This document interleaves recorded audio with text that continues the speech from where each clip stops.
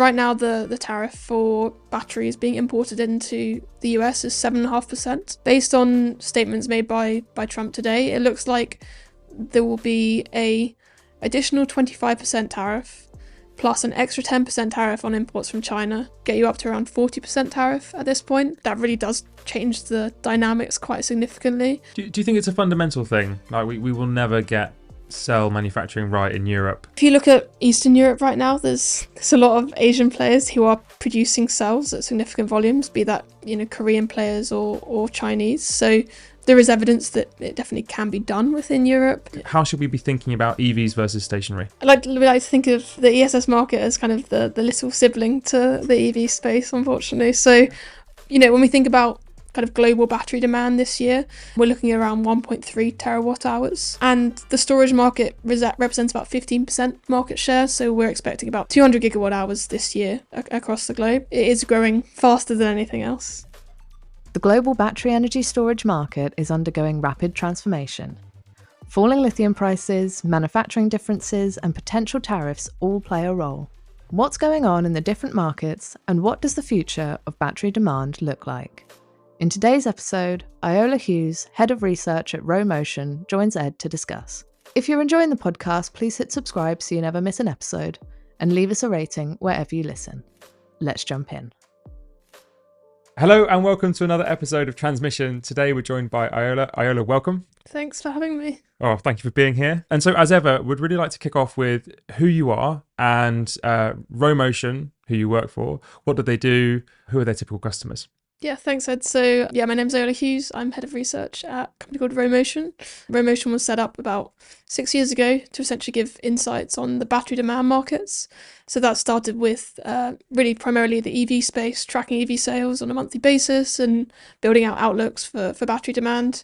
We then really evolved our research into stationary storage as well and into other demand markets. So things like portables, 2 and 3 wheelers, even kind of aviation and marine and rail battery demand. We also do a lot on the kind of charging and infrastructure side, battery recycling, and a bit on EV motors and systems. So providing kind of market data and reports on those different markets.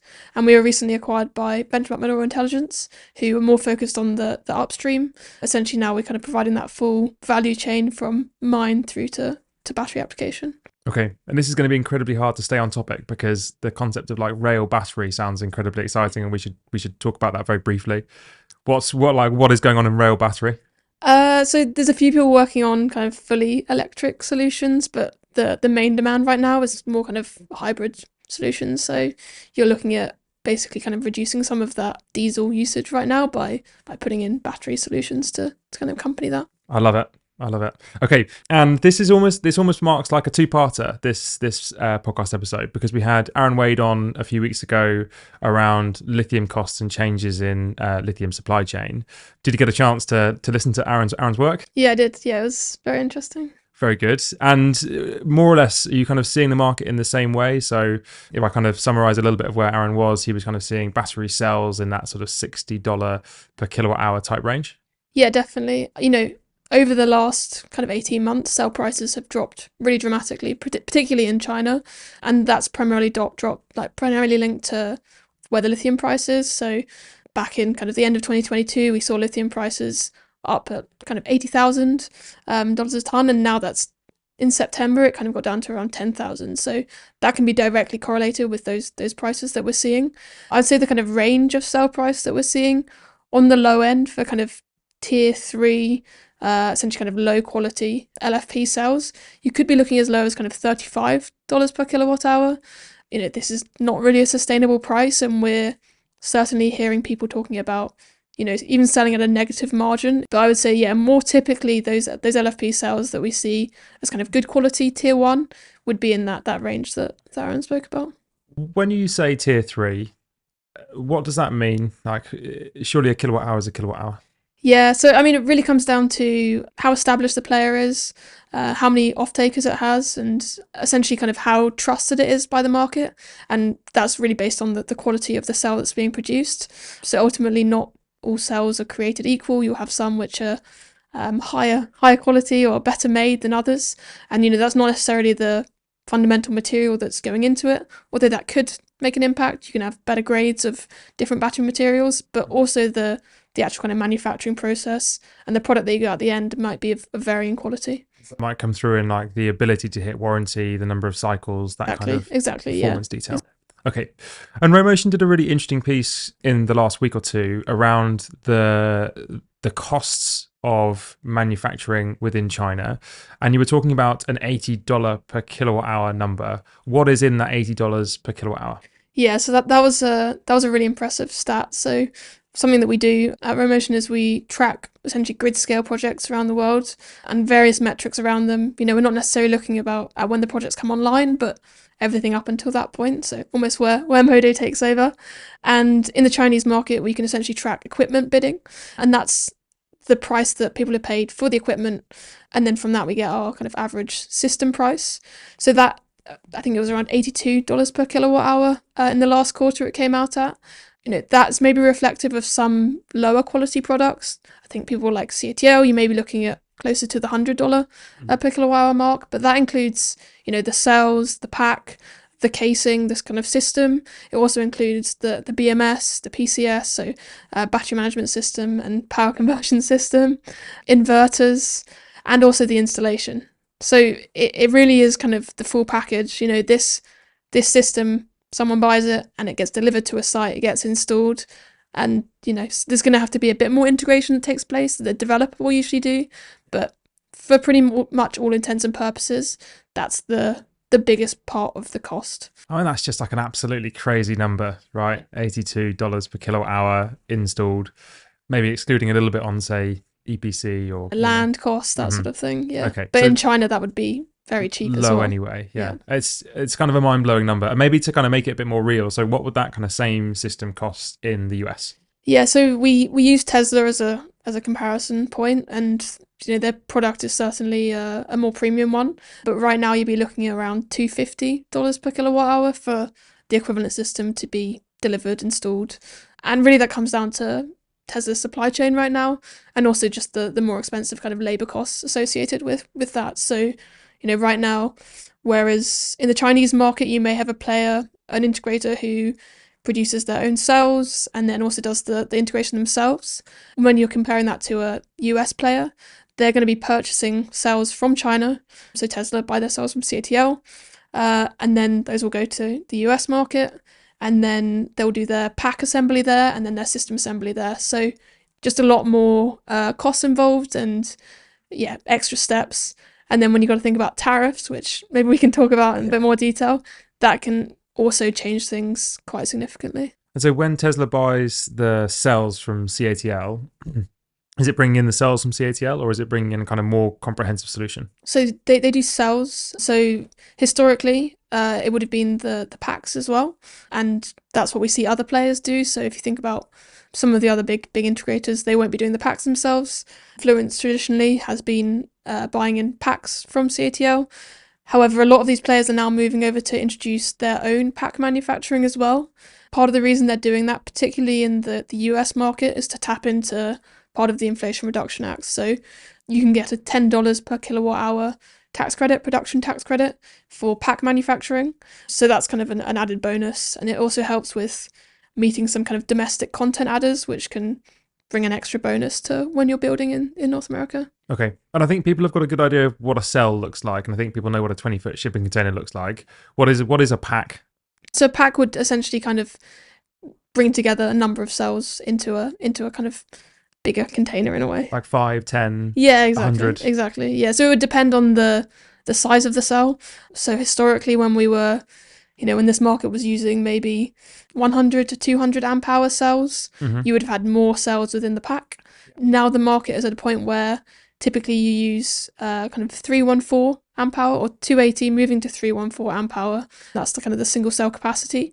You'll now have less cells within a single pack and therefore less cells within the overall system as well, which helps drive down costs even further because ultimately you've got less packaging around kind of the energy dense part of your system. Okay. And maybe just going back to the point we covered earlier around the import of cells from China into the US. So we had the Chinese figure at $82 per kilowatt hour and the US figure at $240 per kilowatt hour for essentially a similar thing. And then we're adding on top of that, we're going to be adding tariffs, and we're led to believe at 100% of the a 100% tariff. So what does that do to that $240 number? Yeah, so there's a number of ways to kind of think about it. So right now the tariff for batteries being imported into the US is 7.5%. Under the current administration, the plan was for that to increase to 25% in 2026, essentially giving a bit of breathing room for US manufacturers to get going. Based on statements made by Trump today, it looks like there will be a additional 25% tariff plus an extra 10% tariff on imports from China, and that could be on top, and that's going to be on top of existing tariffs. So you'd be looking at that 7.5 plus 25 plus 10%, so get you up to around 40% tariff at this point. Because it's all based on top of existing tariffs, you could also see that increased further in 2025, in 2026, up to closer to a 60% tariff. And that really does change the dynamics quite significantly. However, I would say right now, player like Tesla, when we looked at their kind of pricings that they're operating with, they are offering quite a significant, or they are basically benefiting from quite a significant margin. So whereas in China we typically see players operating at close to zero or even negative margin, Tesla right now, their energy storage business, they're looking at around 30% margin. So how those costs are kind of swallowed over time may have to be factored into it as well. But ultimately, if the price is more expensive, that's going to be passed on to the developer, to the kind of end consumer at that case. Okay, so there's a little bit of flexibility in terms of how Tesla can price. Yeah. Do we see an element of sort of like buy it now and stockpile? Is that a sensible thing to do? Absolutely, like seeing that from, I'd say from all parts of the supply chain. So we're hearing it from as far kind of up as lithium carbonate. We're hearing there's been some kind of pre-buying, people kind of rushing to get it through. Similarly, from the kind of cell space, that's definitely been the sentiment. And then, even from the kind of system level as well, people are, rushing to get through because there is this concern that the tariffs will come in very quickly. And, this market right now is so reliant on LFP, and really you don't have an alternative when it comes to where you can source LFP from. There are a few players with plans to build in North America, but all of those plans are, a few years away. How successful they'll be is up for debate. So really, you're going to have to basically absorb that tariff in order to keep building. Okay. And if you're thinking, what's LFP, do check out the session with Aaron that will kind of talk you through NMC versus LFP. But I don't think we need to revisit that. I think we've got it covered. So where am I kind of stats going wrong? Because I've got this 42.5% import tariff on stationary storage, and I think is there like 100% import tariff that's been talked about? Yeah. Where does that apply? Yeah. So there's currently 100% on EVs. And, at the moment, I would say everything, all the statements that have been made around tariffs, nothing is set in stone. And I think at various points in time, statements have been made, we'll stick 100%, we'll stick a 200% tariff on these things. So I think there's a few mixed messages, but there was a statement just today that was, day one in office, I'm going to introduce this 25% tariff on basically everyone, and then an extra 10% on China. Yeah. I think maybe almost a bigger concern from that statement was that they're introducing a 25% tariff on Canada and Mexico as well, which kind of goes against all the existing US, Mexico, Canada trade agreements. And we've seen a lot of build out or plans to build out within particularly Canada over the last few years based on an assumption that free trade will continue to exist and you'll be able to kind of benefit from the IRA or Inflation Reduction Act boom. So I think that's something which is causing maybe more panic in the market than the China element, because that was more expected, I'd say. Okay, is this good news? If I'm a US battery manufacturer, is this good news? I would say probably not, because it's very difficult right now to source components from elsewhere, right? So even if you can become more competitive in the market, so you would ultimately be cheaper than a Chinese cell. If you're looking at your supply chain, you're still going to be very reliant on China. So a good example would be on the anode side. So the anode of the cell, graphite, synthetic graphite, which is predominantly used in LFP because it's better for longer cycle life compared to natural flake graphite.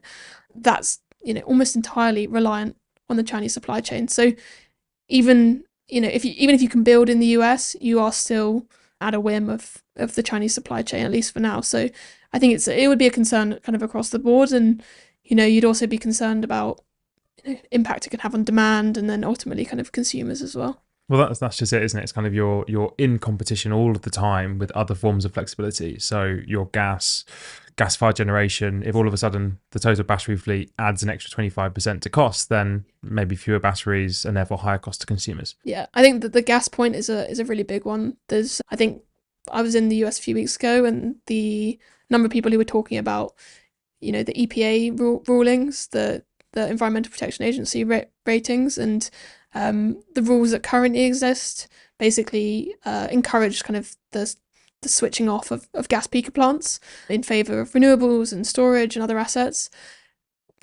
Under every previous administration that's come in over the kind of last 20, 30 years, kind of day one, week one, they've rewritten those rules. And those rules reach across kind of vehicle emissions, but also those kind of greenhouse gas emissions as well. So if those rules change, it will ultimately lead to gas peaker plants staying on for longer, and therefore, negating some of the battery demand. And maybe just making the conversation a little bit more around Trump and kind of how he will work with the Inflation Reduction Act. I think a lot of things that we've seen have been quite positive about almost like the momentum is there for a lot of domestic manufacturing, and a lot of this is happening in quite Republican states. What do you think that this is something that he will kind of move away from in principle, or do you think that he will kind of see or like he'll more see like an economic sense type argument and think, okay, this is useful, we need this? Yeah, so I mean, on the manufacturing side, the support definitely seems to be strong still. If we think about states that have benefited from or are benefiting from the production tax credit at the moment, before the election it was like 57% Republican. Post-election, it's 92% of the funding has gone into Republican states. So, the beneficiaries of these are his voters. They are going to be pushing for this. His fellow Republicans are also not going to want this removed, because ultimately it does feed into kind of a bipartisan goal of manufacturing in the US and bringing jobs to the US economy. So the general sentiment is that ruling will kind of stay in place. There are some concerns around the foreign entities of concern ruling within it, and whether that would be a way to kind of tighten those rules.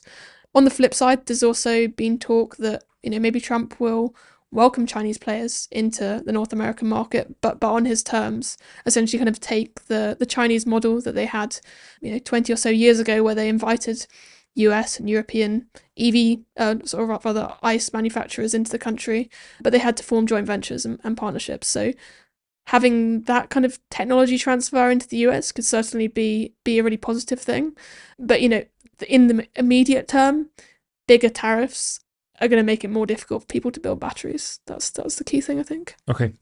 And maybe from the US to Europe. So in terms of recent news, we have seen that Northvolt is struggling financially, Northvolt being a manufacturer of battery cells within Europe. What's the latest on Northvolt, and why do you think it's kind of got to the position that it's currently in?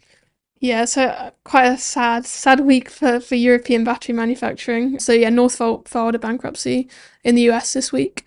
And this really comes after almost 12 months of bad Northvolt news that started off with them kind of missing production targets last year. I think they ended up producing about 60 megawatt hours last year from an original target of around a gigawatt hour. And then throughout the year, a series of things kind of continued to go wrong. So they lost their BMW contract, and BMW instead went for Samsung's SDI. They also shut down all of their kind of other ambitious plans. So Northvolt were extremely ambitious. They were planning to do cathode manufacturing. They were planning to do sodium ion. They had a system manufacturing facility planned, expansion in Germany, expansion in Canada. So essentially you're in a position now where all of that has been put on hold or cancelled essentially, and they're going to be focusing just trying to get the Sweden facility up and running. And, that still seems to be the plan. The bankruptcy will kind of help them do that. But I think what it demonstrates more than anything is that how difficult it is to bring cell manufacturing online when you don't have maybe a technology partner. Yeah. And it's a different model to, what we're seeing some players in the US do, for example, in that we see OEMs partnering with Asian cell manufacturers to form joint ventures and then build plants that way. Northvolt were very much doing this on their own. They were using Chinese equipment. There seems to have been major issues around the Chinese equipment, whether that was how the equipment was operated, or maybe more pertinently around how strict regulation is within Europe compared to China. Environmental regulation, labour laws, any of these kind of restrictions, health and safety restrictions, are going to be much tighter. And ultimately that will mean that, the way that they've maybe worked in previously or elsewhere is maybe not a direct transfer to Europe, and it's fed into these issues, which is ultimately means that Northvolt has repeatedly missed their production targets and are now in this position where they're in, where ultimately they've run out of cash. Do you think it's a fundamental thing? Like we will never get cell manufacturing right in Europe, and we will always, almost similar to how, say, solar works today, that we'll rely on China for a lot of that manufacturing. Yeah. Do you think we'll ever kind of get cell manufacturing working in Europe? So, I mean, if you look at Eastern Europe right now, there's a lot of Asian players who are producing cells at significant volumes, be that, Korean players or Chinese. So there is evidence that it definitely can be done within Europe. You've got to hope that this was a sad story, and the Northvolt will still kind of pull through and still kind of meet those volumes. There's lots of other players with ambitious plans, maybe less ambitious plans, which is in their favour somewhat. There's a degree of, did Northvolt just try to do too much?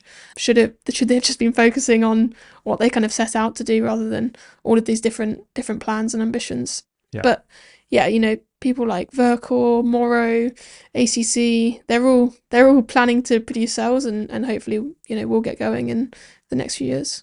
Okay, and you mentioned the sodium ion, so let's talk about it very, very briefly. Do you think sodium ion is the kind of critical storage technology of the future? Probably not, no. So it's an interesting one. If we go back to kind of the end of 2022, when lithium prices were really high, everyone got super excited about sodium ion, because suddenly it was this low cost alternative. You could drop in this technology and just, you're ready to go. This is great. We're not going to be reliant on the lithium supply chain. The reality has kind of hit over the last 2 years when lithium prices reached the levels where it is now. And, if we look at a price point, they are actually reaching price parity now. So up until recently, sodium ion was more expensive at these low prices because of the anode. So the hard carbon that you use in sodium ion, that supply chain is not that well established and was ultimately leading to a higher sell price. We are seeing that sell price get close to parity, but the fundamental kind of technology behind it just can't compete with LFP right now. So, your typical sodium ion cell that we're seeing come through, you're looking at lower energy density, cycle life maybe kind of 2,000 to 3,000 cycles, compared to one of these, fully spec'd LFP cells that we're seeing now that 10,000, 15,000 cycles. And ultimately what that means is, even if you're paying the upfront cost at a similar level, you're going to have to replace that battery 3-4 times for the equivalent LFP, and the lifetime cost suddenly goes out the window. So sodium ion is kind of chasing down a moving target in LFP. On the flip side, though, I would say there are certain applications where sodium ion definitely does have a space. So if you're thinking about any kind of cold temperature environments or even hot temperature, it does really well in those places. The ability to fully discharge a sodium ion cell compared to an LFP cell where you can't do that is also a good benefit for cheaper transportation costs. And then certain applications, things like UPS, we're seeing quite a bit of interest for kind of high power operations. So, there's niches that we are seeing evolve, but, this flood to the market has certainly not happened yet, and, would take significant developments on the technology piece to kind of become competitive. Just on the depth of discharge piece, right? So about LFP not being able to fully discharge. So maybe just to dig into that into a little bit more, what do you mean by that? But also, if from a like lifetime cost for LFP versus sodium ion, it's significantly cheaper, does it actually matter if you can't discharge it fully? Surely you just build a slightly bigger unit and get the same result. Yeah, so I mean, on the first point around what I mean by the fully depth of discharge. So ultimately, when you're transporting an LFP cell, you still have to leave some charge in it, which means there's higher kind of safety measures that have to be taken. So you can't get it to 0% in that sense. Whereas sodium ion, you can get it all the way to 0%. On the kind of capacity front, that would definitely answer that question. One thing that has been raised to us around that has been the kind of land cost. I'd say storage historically has always been like, we can just have low energy density cells. We don't really care about land, but it's actually quite a sensitive market when it comes to building those operations. I'd say particularly in Europe more than anywhere else, where land is more expensive. And people are really liking these new 5 megawatt hour systems that we see on the market, for example, because it does bring down that land cost, or you can fit in more capacity for the equivalent land space. So that is a concern as well. But I think the biggest one is around the cycle life. So, if you're looking at a kind of high spec LFP cell, those 10,000, 15,000 cycles, if you're discharging once a day, you could be looking kind of 15 to 20 year lifetime. For a sodium ion cell with 3,000 to 5,000 cycles, you're doing the same thing. You could be looking at 3 to 4 years, and you'd have to replace that every 3 to 4 years. So it gets expensive quickly. It's expensive quite quickly. Yeah. And maybe let's come back to the LFP number for warranted cycles. I've seen those same numbers around 15,000 cycles. Yeah. That's a world away from kind of where we were maybe 2 years ago, 3 years ago. Are you seeing that coming through in warranties as well? Or is this just kind of PR marketing? Someone said 15,000, so the next person needs to say 16,000. Actually, none of it's true and it's all 10,000. Yeah, I haven't seen any in warranties yet, if I'm honest. I think it's definitely more around the marketing side of things. A lot of these 15,000 cycle claims as well have been related to the 314 amp hour or even kind of the 500 amp hour cells, which should start to hit the market kind of next year. So it is possible that we would see that kind of from next year once these new cells and systems are launched. I think the CATL tenor maybe does 12,000 is their warranty potentially. Okay. But you have to fact check me on that one. Yeah, okay, yeah. Absolutely. Okay, good. So then going on from kind of stationary storage to EVs, how do these two markets compete? What's the relative size of them? How should we be thinking about EVs versus stationary? Yeah, so we like to think of the ESS market as kind of the little sibling to the EV space, unfortunately. So, when we think about kind of global battery demand this year, we're looking at around 1.3 terawatt hours. And the storage market represents about 15% market share. So we're expecting about 200 gigawatt hours this year across the globe. What I would say, however, is this is the fastest growing market. So, even if we go back to kind of 2020, the storage market accounted for about 6% of total battery demand. And now it's at that 15% point, so it is growing faster than anything else. Okay, so the little sibling is growing up. Yeah. But okay, so and just in those numbers, 1.3 terawatt hours is the total storage demand, of which 200 terawatt hours 200 gigawatt hours. Sorry, 200 gigawatt hours is going into stationary, 1.1 terawatt hours into EVs. And bits of other things as well. And other bits. Yeah. If you all of a sudden have an extra 50 gigawatt hours worth of stationary storage demand, is there transferability in terms of being able to move things from the EV side into the storage side? Yeah, I'd say we're already kind of seeing it in a way. So probably a good example within the US market. And in the US market, I would say that the storage market share is even more significant. So this year we're looking around 22% for storage demand compared to the EV space. LG, they were planning to bring LFP manufacturing to the US. They were planning to build a 16 gigawatt hour facility in Arizona. They put that facility on hold and everyone kind of panicked, LFP's or storage is booming, why are they doing this? It then kind of turned out, they had a bit of an adjustment in strategy. The EV market's not doing that well, not growing at the rate that maybe was anticipated a few years ago. So what they're going to do is instead retool some lines at an existing facility to bring LFP online sooner. So it's definitely, it's not necessarily an easy switch. You can't just turn a manufacturing line from NCM one day to LFP the next day. But, if there's a well thought out process and the strategy is there, you can consider that, and you can get manufacturing up and running for the different technology. Okay. And in terms of just what you're describing there, so EVs not doing so well, I know we'll have a few people kind of on their keyboards. And so maybe let's just kind of explain that in terms of, maybe what do you mean by EVs not doing so well?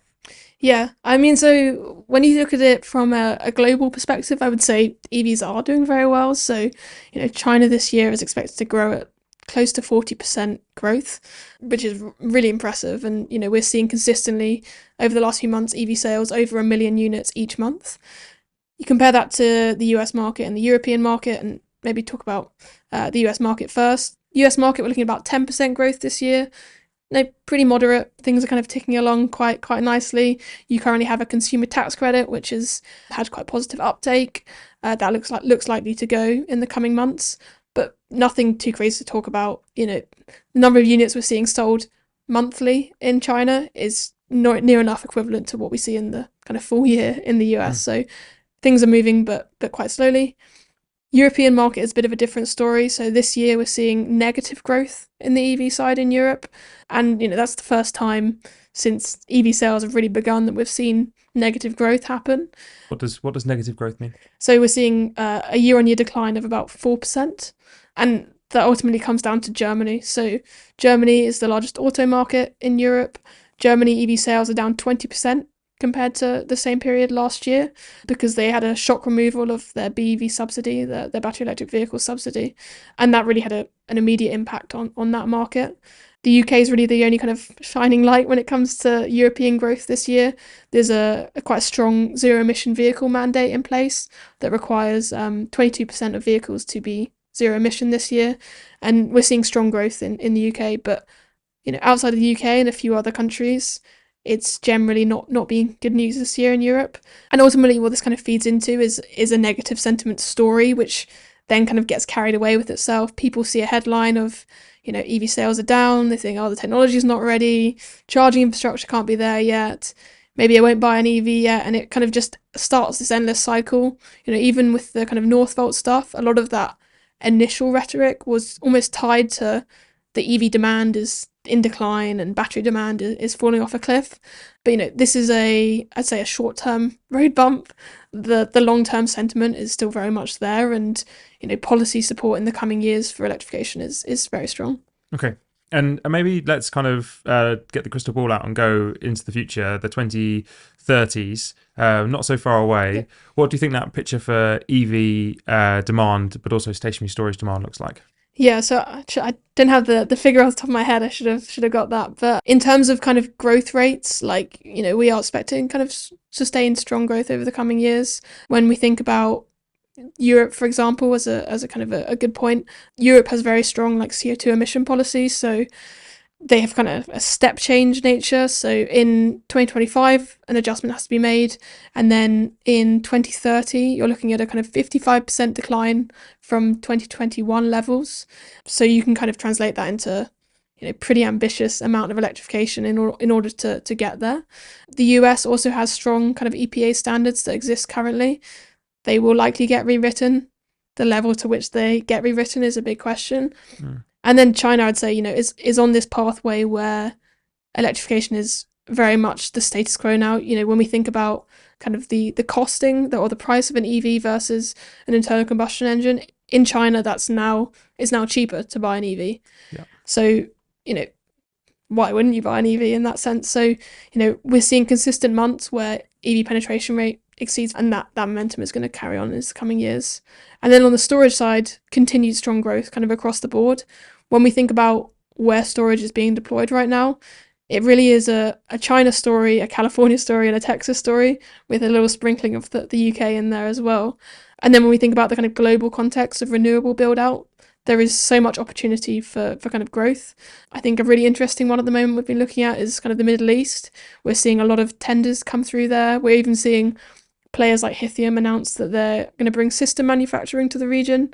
So yeah, big opportunities across the board, Africa, India, Australia, lots to look out for on the storage side. I think on the storage side, and it actually links to your kind of ICE versus EV point, is when a technology gets good enough that it can beat the thing that it's trying to beat, it's very hard to put that away. It's very hard to hide that. You kind of so when your ICE is kind of a certain price and your EV is more expensive, there's a subsidy thing that goes on, and as that subsidy comes in and out, the kind of sales look a bit bumpy up and down, whatever it might be. But as you say, as soon as it gets through that level, you kind of go, it's actually quite difficult to kind of to stop this progress and to move back towards the other direction. I suppose you could go down the kind of tariff route if you wanted to kind of explicitly support ICE, but as you say, within China, if you have EVs that are cheaper, then of course why would you make that move? Exactly, the momentum is there, and these technologies will continue to get better. I think that's always a good point to remember, is when we're thinking about kind of next generation alternative tech. Not only are they going to be competing with the technology of today, they're going to be competing with the technology of 3 years time, 5 years time, which is going to continue to improve. And ultimately, we've seen that cost curve decline of solar over the last few years. Batteries are following a very similar trajectory, and the kind of solar and storage solution and what it offers now is really interesting and competitive, and it's also opening up new applications which maybe historically storage wasn't set to be in. So maybe a good one just to talk about is on the kind of duration side. So the historical cap for lithium-ion batteries was 4 hours. People would kind of throw that around as the limit, but we now see batteries being deployed at 10 hours, 8-hour systems. And historically, that was always, we'll need an alternative tech for this, we'll need a gas peaker for this. But suddenly batteries are kind of eroding or kind of widening the application use case. And that's going to continue to kind of evolve over time. I mean, it's really difficult, right? Because you have, on one hand, the costs are declining, and on the other hand, the performance is getting better. And so it's almost like you have like 2 or 3 or 4 factors all at the same time making this thing a more attractive proposition. Exactly. It means it's really hard to set policy around it. So when you look at like the UK, for example, the line in the sand that we have isn't 4 hours. We're more progressive than that. We've gone for 6. But even that doesn't look very sensible, right? Because you can easily do lithium systems that go out to 8 or 10 hours. It's very straightforward, and we see it in lots of other markets. So I think maybe where it all comes down to is maybe similar to the ICE versus EV thing, which is like what's best for consumers. Find out what you need, open it up to the market, see what they say, see what comes in. Yeah. They're a really interesting place to have got to. I think I would like to kind of move on to just a little bit on those future techs that we might see. So do you see, or if you were to kind of pick out of all of the contenders who are also running alongside lithium, do you see any of those techs being sort of particularly noteworthy? So in the Chinese market, I would say flow batteries are the ones which are having the most activity. So I think in our pipeline now we're tracking about 15 gigawatt hours of planned flow battery projects, the majority of them being vanadium flow. The big barrier right now is that they are still more expensive. The majority of those projects are pilot projects, but the Chinese government and the support for these technologies does appear to be very strong, and ultimately the rest of the world will benefit from any advancements made there as it's kind of passed through. So that's an interesting one, and I think is also maybe pushing up kind of longer duration potential as well. A lot of the market mechanisms for long duration don't necessarily exist yet, but the potential is there. Other interesting ones, I mean, we see the likes of kind of like iron air batteries and big ambitions from people like Form Energy on that front. What that materializes to, I think, is still a bit of a question mark, but having a 100-hour duration battery is definitely a nice idea, but how that progresses is still a bit of a question. It's really interesting. It's like the design of it, the concept of 100 hours is really easy to grasp. But how does that then feed into a power market? Exactly. If it's going to go into a stationary market, and how valuable is that? Is really So when we talk about this, we find that kind of human behavior drives almost a daily cycle, plus the shape of solar generation also drives a bit of a daily cycle. And so a 10 or a 12-hour system has a really kind of logical size to it. Then you go into 100 hours, it gets really interesting. And I know we had a form on the podcast, and we can put in the link in the show notes as well to that, to kind of talk about where they see form systems in the markets. And we've also had vanadium flow on as well, so we're going to be kind of stacking up these show notes with extra links. But if you're interested in those things, then we kind of have particular episodes on them. Okay, so maybe on to my final two questions. The first one is there anything that you'd like to plug? Nothing too much, but I guess just plug Rho Motion. Come check us out. Yeah, happy to introduce us and have a chat about what we do.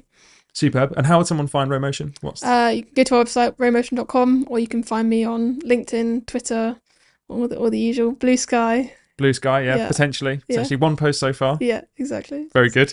Okay, and then final question for me. Is there anything, so what is your contrarian view? Is there anything that you believe that the majority of the market doesn't? Yeah, so we were talking about this before. It was around okay, what could be contrarian? And we don't know how contrarian this one is, but I think there's a lot of challenges to overcome before Second Life can really become a thing. So we did some economic analysis recently, given the kind of current sell prices compared to Second Life sell prices, and then thinking about it more on the kind of lifetime, similar to what I talked about for the sodium ion case earlier.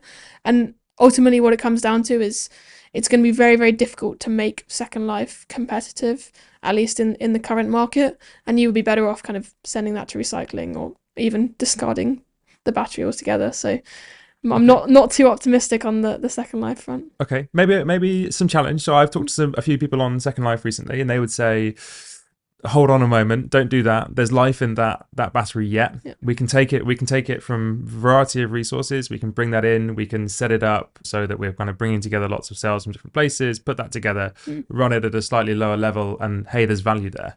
Yeah, so I think maybe in the context I'm thinking about it, it's more for kind of larger scale applications. I think there's definitely an opportunity for taking something which is larger and then turning into something which is smaller. So for example, you take an old bus battery and then put that into a lawnmower, something like that. I could see as being a kind of good application. As soon as you in a scenario where you're trying to combine multiple EV packs, for example, you start to run into issues of inconsistencies between packs, inconsistencies between cells. You can have voltage issues, and it just requires a lot more work around, getting a new BMS, doing the kind of full reintegration, which I think, will continue to be a challenge. There's also issues around kind of warranties and who's responsible for the kind of risk offtake. So maybe I was too bold in my statement. I don't hate Second Life or don't diss Second Life for certain applications, but I think it will struggle in the grid storage market. Yeah, absolutely. Brilliant. Iola, thank you very much for coming on. Thank you for having me. Thank you for listening to Transmission, a Modo Energy podcast. Transmission delivers conversations from industry leaders and experts exploring energy markets and the operations and technologies related to grid-scale battery energy storage. Check out our other episodes by searching Transmission wherever you get your podcasts. Check out the Energy Academy, our video crash course on how markets in Great Britain and ERCOT work, or head to modoenergy.com to see our written research. Thanks for listening.